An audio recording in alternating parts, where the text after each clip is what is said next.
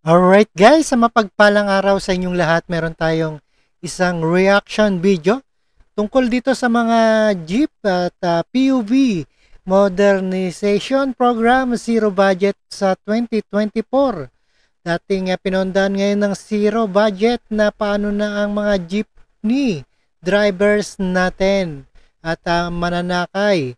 At please watch guys, and no other further ado, dito sa Senate of the Philippines. Alright. Thank you very much, Mr. President. Thank you very much, Mr. President. May I move that we recognize the distinguished lady from Pangasinan and Iloilo, Senator Grace Poe. I so move, Mr. President. Our distinguished colleague from Pangasinan and Iloilo and the Republic of the Philippines, Senator Grace Poe, is recognized. Thank you, Mr. President. I'd like to say that I support the budget that was recently just passed, but I commend the members of the Bicameral Conference Committee for their hard work on our 2024 budget. Ilang buwan din itong pinagpuyatan. Especially thanks and recognize the competence and fairness of our Finance Chair, Senator Angara. But I would like to make a manifestation on a particular provision that was under my committee to defend, which is the budget of the Department of Transportation. Matatandaang sinuportahan natin dito sa Senado ang zero budget na isinusulong ng ehekutibo para sa PUV modernization. Kasundo natin ang kasalukuyang administration na kagustuhan na suriin muna ang programa ng nananatiling hitik sa issue at problema. Pinangakuan tayo na aaralin muli ang programa bago ang anupamang deadline ngayong Disyembre.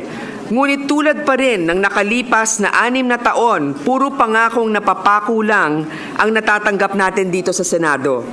Kaya naman nakakaalarma na makitang hindi naaprubahan ang mga sinusulong nating proteksyon para sa mga drivers sa pondo ng PUV Modernization Program.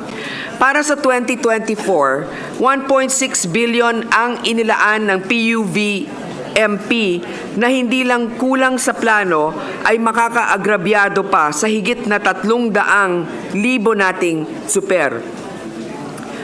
300,000. Una, pinangakuan tayo ng DOTR ng route plans. 2018 pa rin nating pinupondahan ang paggawa ng ruta pero hanggang ngayon ay 9.5% o 155 lang ng 1,575 LGUs ang aprobado. Bakit maraming deadline at requirements sa driver samantalang ang deadline ng DOTR at LTFRB para sa ruta nila ay hindi naman natutupad? Ngayong nangako na naman sila ng may aprobadong ruta para sa kalahati ng bansa sa June 2024. Pero dahil wala ang probisyong ito sa budget, malamang ay aasa na naman tayo sa wala. Pangalawa, pinangako rin sa atin na hindi daw phase out ang consolidation. Itinatago lagi ang motibo sa mga technical terms. Pero hindi pa ganon na ang epekto ng deadline, ang mga hindi pa nakakapag-consolidate, matatanggalan ng ruta. Walang ruta, walang prangkisa, walang kabuhayan. Kanino mapupunta ang mga ruta? Baka naman sa mga bagong korporasyon, hindi natin alam kung nagmula nga sa hanay ng mga driver. Pinagsasamantalahan na ang mga driver na kapit sa patalim na dahil sa kawalan ng assistance mula sa gobyerno. Itinutuloy pa rin ng DOTR ang consolidation deadline ngayong December 31 kahit mahigit 40% sa mga drivers ang maapektuhan. Hindi mo naman masisisi, mga tsuper, na takot sumali sa kooperatiba dahil ang laki ng pondong kailangan tapos wala pang training ang DOTR sa pag-manage ng pera at PUV units. Pangatlo, kasunod agad sa consolidation deadline ang sapilitang modernization. Ngayon, ako ay suportado ko ang modernization. Pero dapat naman may sapat na pondong ibibigay ang gobyerno. Paano sila makakabili ng mga bagong jeepney na modernized kung napakaliit ang subsidiya na ibibigay at mga imported ang mga bibilin na hindi natin alam kung kalidad ba talaga ito dahil sapilitang pinipilit sa kanila na bilhin ang modernized jeep. Nasaan ang suporta para sa mga rehabilitation ng jeep na papasa naman sa emission standards pero di hamak na mas mura? Kailangan pa gagawin ng DOTR ang mga pangakong programa para sa local manufacturers at assemblers kung kailan baon na sa utang ang mga driver at kooperatiba? Nasaan ang gobyerno sa modernization? Ang lakas ng loob ng DOTR mag-deadline, wala namang maitulong. Ang 210,000 pesos na subsidy ay 8.4% lang sa 2.5 million na presyo kada modern unit.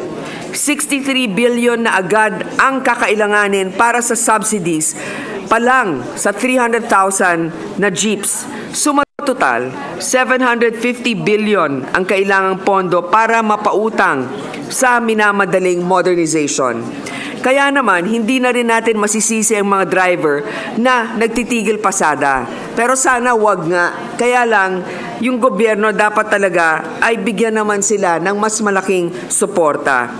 Sa hulit-huli sa mga commuter din, mapapasa ang bigat ng modernization. Kahit naaawa sila sa mga pasahero, patuloy na magpepetisyon ang mga driver sa taasan ng pasahe para mabayaran ang kanilang utang. Reasonable naman ang panawagan natin para sa masusing pag-aaral at reforma ng PUV modernization bago mapataw ang deadline ng DOTR. I call on my colleagues to help us prioritize the enactment of the Just and Humane PUV Modernization Act. And I would like to stress that the body, together with our chairman, supported the principles that we are fighting for the PUV modernization na kung bibigyan man ng pondo ang modernization, dapat may mga benchmarks of deliverables bago ito ma-release. Muli, kung ang kasabay ng modernization ay mawawala ng kabuhayan ang mga libo-libo nating driver at operator, talaga bang matatawag natin itong kaunlaran? Lalo na ngayong magpapasko, huwag nating pabayaan ang ating mga super at operator at ang ating mga pasahero. Maraming salamat po. Thank you very much, distinguished colleague. Mr. President, Senator Pia Cayetano is also seeking the floor. I move that he be recognized, Mr. President. Yes, Senator Pia Cayetano, distinguished colleague, is recognized. Alright, napakinggan po natin itong PUV modernization. Keep the people you care about close. At, Ipalutin sila ng pagmamahal. At panoorin po Hindi natin sa na uso ng sigarilyo. zero Burn budget more. tayo sa 2024. And thank you I was so already- much sa inyong lahat. At continue po outcast. natin. In Alright. my school and my community.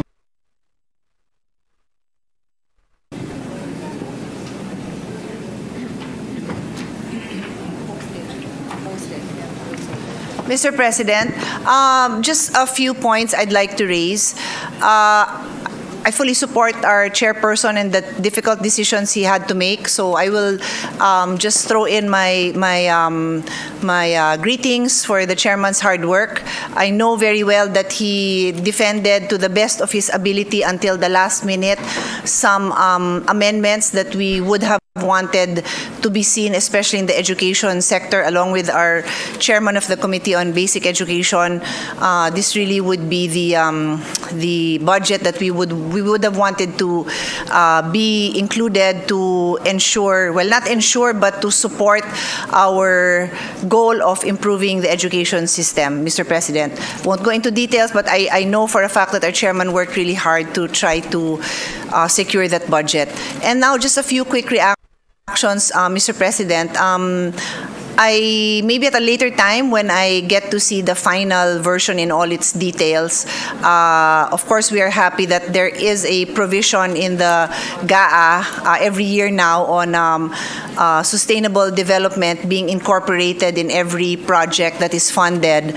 But as they say, the devil is in the details, and one of the devils that we see now is precisely in the area that our colleague Senator Grace Poe pointed out. Transportation has a very big potential in changing lives from unsustainable modes of transportation to sustainable, and the modernization that Her Honor Senator Grace is pointing out is an extremely important component in our journey towards sustainability, Mr. President. I don't have to show videos para ma-envision niyo po ang tambutsong itim na naglalabas ng usok na itim sa mga kalye natin.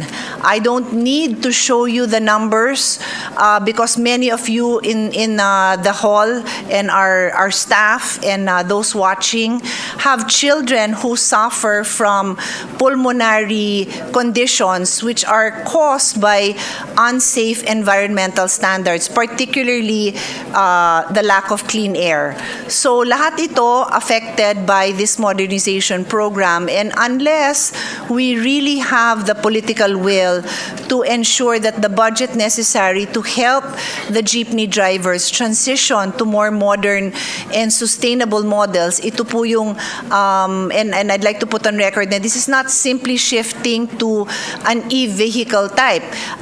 Time and again, pag lumalabas itong topic ng e-jeeps, I always say preserve Filipino culture.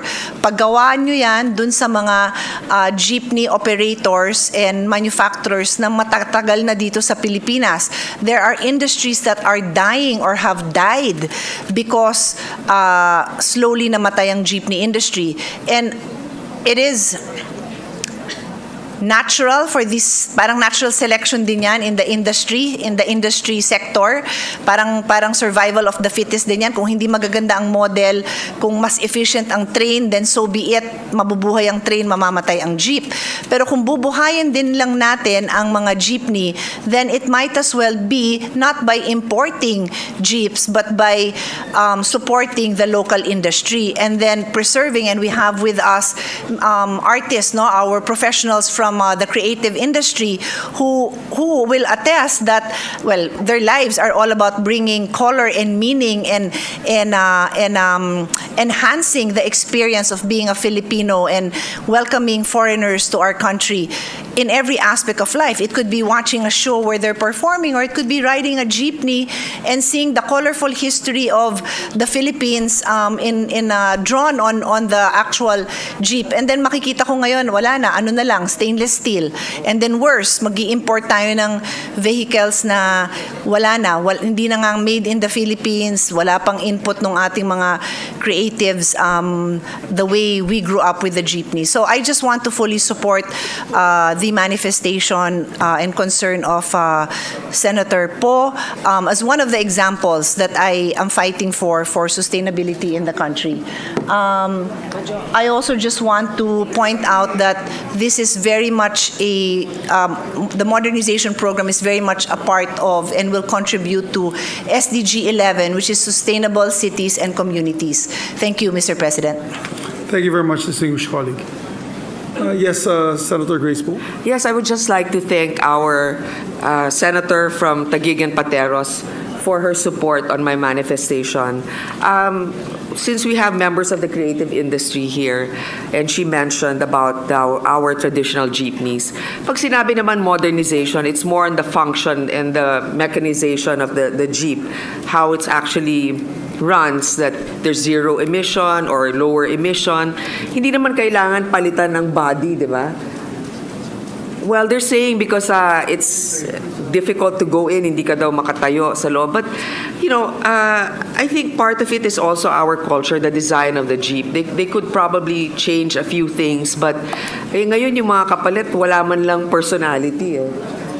Pero sige, pero unahin na muna natin syempre yung kapakanan ng mga drivers. There are a lot of other concerns, but definitely our culture should be preserved. And art also art is really an important part of our daily lives, di ba? It enriches our experience and it also strengthens our identity. So that's it. Thank you, Mr. President. Thank you. And just for the record also, Thailand still uses tuk-tuks. And everybody in the world knows what a tuk-tuk is from Thailand. So it's a cultural identity that they still preserve to this day. Yes, Majority Leader. Thank you, Mr. President. Mr. President, before we leave the topic, Mr. President, I would just like to put into the records of the Chamber my full support and agreement with Senators Poe and Cayetano. I am from Bulacan, Mr. President. We are very sentimental when it comes to our heritage, Mr. President, and indeed, we have to take good care of it. But today, Mr. President, the man of the hour is our chairperson who worked very hard, Senator Sani Angara, and we'd like to commend the hardworking chairperson of the Senate Committee on Finance for his hard work in ensuring that the budget, Mr. President, I think is very important. We were able to pass the budget on time, Mr. President. On time po tayo. And I'm a living testimony of how our chairperson, Senator Angara, worked very hard, Mr. President, because he is my basketball buddy. I couldn't exercise for the past 2 weeks, Mr. President. We especially would like to thank him for making sure that our budget, Mr. President, continues to reflect our aspirations in the coming year. Particularly, Mr. President, the budget of agriculture is meant to boost domestic production and harness the potential of our agricultural sector for the economic development. If you look at the budget of the education sector, all education agencies from TESDA, DepEd, and CHED are increased, including the PGH and other medical SUCs, our medical state universities and colleges, which this representation and Senator Pia had been working on. Mr. President, almost 30 billion yung increase po niyan. Consistent with the intergenerational principle enshrined in the Constitution, the budget of the Department of Environment and Natural Resources reflect our focus to address climate change and protect our biodiversity, which is very close to the heart of our Senate President Pro Tem, Senator Loren Legarda, and to ensure that our healthcare system will not suffer the same stress as what we have experienced in the height of COVID-19 pandemic. The budget for DOH was increased to fund additional facilities and provide additional assistance to indigent patients. 2.5 billion pesos po yung increase niyan, Mr. President. And to further boost domestic production and make Philippine products world-class, the budget of DTI was increased by about 686 million, Mr. President. In-increase din po yung funding of various important programs such as Tatak Pinoy Act, the Creative Industries Law, among others, Mr. President. But last but not the least, Mr. President, I'd like to stress and put into the records of this chamber our sincerest thanks to our chairperson and the Senate panel for ensuring that our landmark legislation such as Tulong Trabaho Law, Trabaho para sa Bayan Law will be fully implemented next year. So muli, Mr. President, congratulations to our sponsor and the Senate panel. Thank you to you. Alright, napakinggan po natin itong ating PUV modernization program. Ayan na kung ano mangyari dito sa December 31 at tutuloy ba yan at mape-phase out na ang lahat ng jeepney. At maraming salamat sa panonood at pakikinig dito sa Senado. At sa sunod na reaction video, subaybayan po natin itong PUV modernization program. Dating pinondahan, ngayon zero budget na, paano na ang jeepney drivers at kawawa at mananakay. At maraming salamat sa inyong lahat and peace out. Thank you so much and see you the next one.